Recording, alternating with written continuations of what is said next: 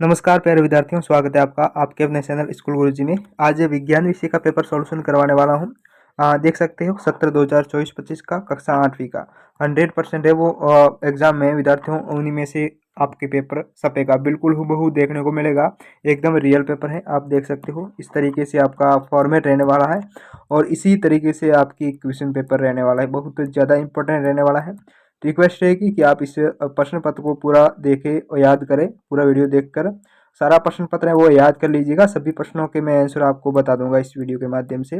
Request रहेगी channel पर नए हो तो चैनल को जरूर सब्सक्राइब कीजिएगा। और जो बाकी सब्जेक्ट के पेपर रहे हैं वो भी मैंने अपलोड कर रखे हैं ऑलरेडी, विथ सॉल्यूशन इस चैनल पर अपलोड कर रखे हैं। इस वीडियो को देखने के बाद आपको सारे पेपर देखने होंगे ताकि आपका स्कोर है वो बाकी विद्यार्थियों से, अपनी कक्षा में टॉप करोगे आप, बाकी विद्यार्थियों से आपका स्कोर है वो बढ़िया रहेगा।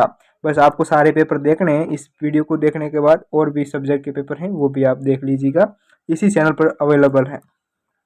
ओके, देखिएगा आपका कम तैयारी से, कम मेहनत से आपका स्कोर है वो बहुत ज़्यादा अच्छा रहेगा। अभी आपने कुछ पढ़ा नहीं है, कुछ याद नहीं है आपको, तो भी आप निश्चिंत रहिए, आपका स्कोर है वो बढ़िया रहेगा।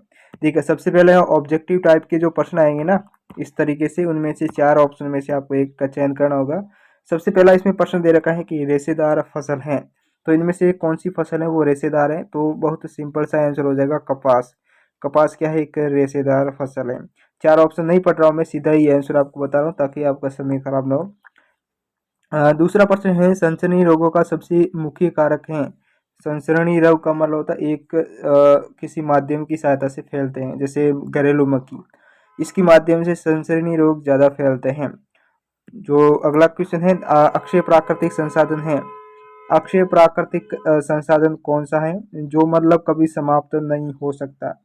तो इसमें तीसरे की बात करूँ तो सूर्य का प्रकाश, ठीक है। और चौथा प्रश्न है मृदा अपरदन को रोकने में सहायक हैं। जो मृदा अपरदन को रोकने में इसमें से कौन है वो सहायक है? वृक्ष हैं, वो मृदा अपरदन को रोकते हैं। पांचवा है कि निम्न में से अंतःस्रावी ग्रंथि कौन सी है? कौन सी है? तो थायराइड है, वो अंतःस्रावी ग्रंथि है। देखिए ऑब्जेक्टिव टाइप के सारे प्रश्न मैंने बता दिए, आप स्क्रीनशॉट जरूर लें ताकि क्या है कि आप बाद में रिवीजन करोगे एग्जाम से थोड़ा घंटे पहले, तो फिर आपको आसानी रहेगी याद करने में, ताकि ये वीडियो दोबारा देखना ना पड़े। ये ऑब्जेक्टिव टाइप के हो गए। उसके बाद ये जो खाली जगह है इसमें देखिएगा क्या दे रखा है। सटा है कि प्रति एकांक क्षेत्रफल पर लगने वाले बल को हम दाब कहते हैं, प्रेशर कहते हैं, जिसका मात्रक पास्कल होता है, तो यहाँ दाब आ जाएगा। उसके बाद सातवां है जैव मंडल पृथ्वी का वह भाग है जिसमें जीव पाया जाता है, यहाँ लिखना है आपको जीव।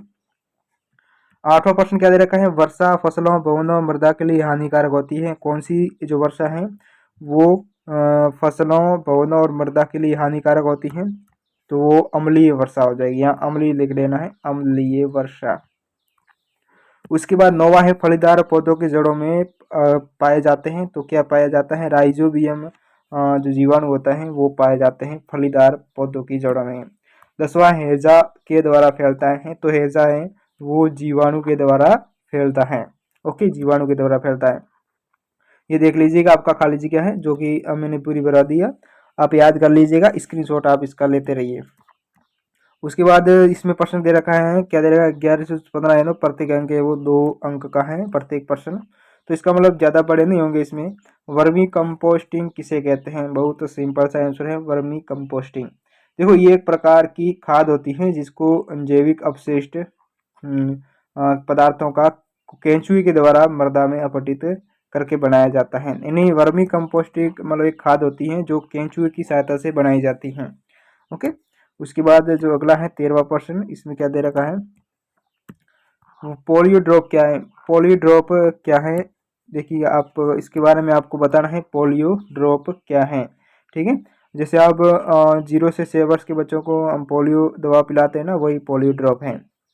इसमें 13वां है दो जीवाश्म ईंधनों के नाम बताने हैं। दो जीवाश्म ईंधन, तो कोई भी आप दो बता सकते हैं, पेट्रोलियम बता सकते हैं, कोयला बता सकते हैं, या प्राकृतिक गैस, इन कोई भी आपको दो लिखने हैं।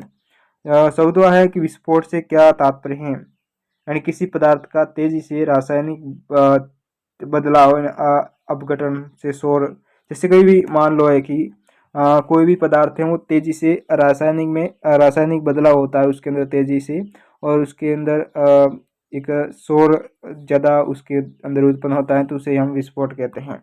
ठीक है, जैसे पटाखे हैं, बम है, इस तरीके से ज़्यादा विस्फोट करते हैं ना, आवाज़ ज़्यादा आती है।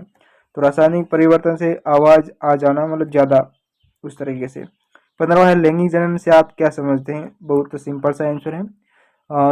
नर व मादा का संलयन, देखो जो जिसमें नर व एक दो युग्मक भाग लेते हैं, नर और मादा, ठीक है, उसे लैंगिक जनन कहते हैं। ऐसा जनन जिसमें दो युग्मक भाग लेते हैं, नर और मादा। उसके बाद इसमें जो प्रश्न दे रखा है 16वां से 20 4 अंक का है। क्या है? 16वां से 20 4 अंक का है। उससे पहले आपको विद्यार्थियों चैनल को जरूर सब्सक्राइब करना है और जो बाकी सब्जेक्ट के पेपर हैं वो देखने हैं। इस अच्छे पेपर को पढ़ने के बाद, याद करने के बाद सभी सब्जेक्ट के देख लेना। चैनल से जुड़े रहिए लगातार, आप हर सब्जेक्ट की आपको तैयारी करवाई जाएगी। 16वां है गुरुत्व बल किसे कहते हैं? उदाहरण सहित बताना है।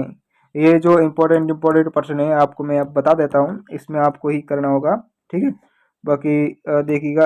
उसके बाद ये प्रश्न दे रखा है गुरुत्व बल। उसके बाद 17वां है फसलों को कितने वर्गों में बांटा गया है, ये भी आपको समझाना है। मलेरिया डेंगू का नियंत्रण किस प्रकार कर सकते हैं? और देखो मलेरिया और डेंगू का नियंत्रण किस प्रकार कर सकते हैं, ये आपको बताना है। और 19वें में देखिएगा खंड का खंड ब से मिलान करना है। जो ये ना सूखा कैसे पड़ता है, तो ये वर्षा दर की कमी के कारण सूखा होता है। मधुमेह इंसुलिन हार्मोन हो जाएगा। गुरुत्व बल हो जाएगा पृथ्वी द्वारा लगाया गया बल। देखो यहाँ आंसर आपको मिल गया ना। देखिए यहाँ गुरुत्व बल किसे कहते हैं, आपको इसका आंसर अगर नहीं भी याद है तो आप देख सकते हो, इसका ये आंसर ये मिल गया। इस तरीके से कुछ प्रश्नों के आंसर हैं वो आ जाते हैं प्रश्न पत्र के अंदर।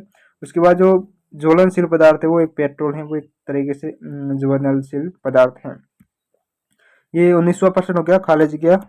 उसके बाद ये मोमबत्ती का चित्र बनाना है 20वें में आपको मोमबत्ती का चित्र बनाना है। अब उसके बाद है इसमें 21 से जो 25% है वो प्रत्येक प्रश्न है वो 5 अंक का है। तो इसमें आपको थोड़े बड़े लिखने पड़ेंगे ये एक 1.5 पेज में।